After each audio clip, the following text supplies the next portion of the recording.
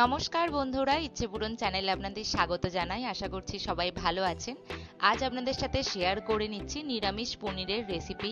কালারটা দেখে বুঝতেই পাচ্ছেন কতটা টেস্টি, তাই অবশ্যই ফুল রেসিপিটা দেখার অনুরোধ রইল। আমি এখানে 300 গ্রামের মতো পনির নিয়ে নিয়েছি। পনিরটা আমি স্লাইস করে লম্বা লম্বা শেপ করে কেটে নিচ্ছি। আপনারা যেমন ইচ্ছে শেপ দিতে পারেন। আমি এরকম একটু লম্বা করে কেটে নিচ্ছি। এরপরে নিয়ে নিয়েছি 3টে টমেটো। টমেটোটা আমি ভালো করে কেটে নিচ্ছি। কেটে নিয়ে একটা পিউরি বানিয়ে নিচ্ছি টমেটোর। নিরামিষ পনিরের রেসিপি একবার হলেও এরকম ভাবে বানিয়ে দেখবেন বাড়িতে, খেতে কিন্তু দারুণ লাগবে নিরামিষ হলেও।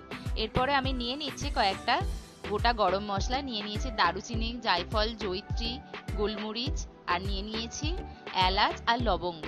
সবকটা উপাদান আমি ভালো করে ড্রাই রোস্ট করে নিচ্ছি।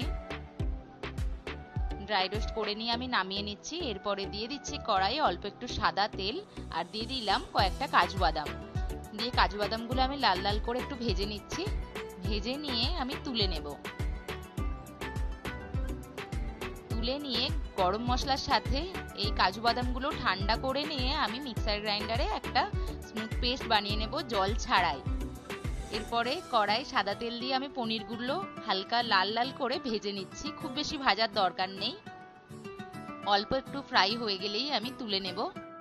পনিরগুলো তেল থেকে ছেঁকে নিয়ে আমি জলে দিয়ে দিচ্ছি। এর ফলে পনিরগুলো খুব সফট থাকবে। এটা ঠান্ডা বা গরম জল নয়, নর্মাল ওয়াটার।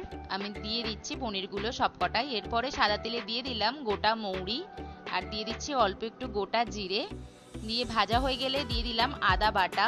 দিয়ে ভালো করে নাড়াচাড়া করে একটু ভেজে নিলাম। এরপরে দিয়ে দিচ্ছি কাঁচা লঙ্কা কুচি।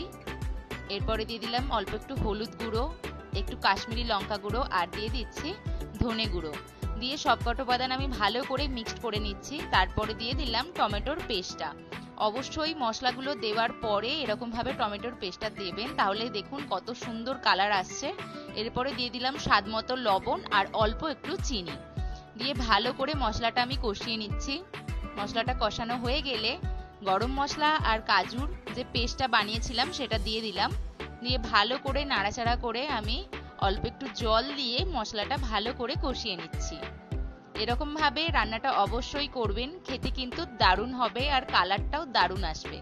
এরপরে মশলা থেকে তেল ছেড়ে দিলে দিয়ে দিচ্ছি ফেটিয়ে রাখা টক দই। আমি বাড়ির টক দই ইউজ করেছি, আপনারা বাজার থেকেও কিনে আনতে পারেন।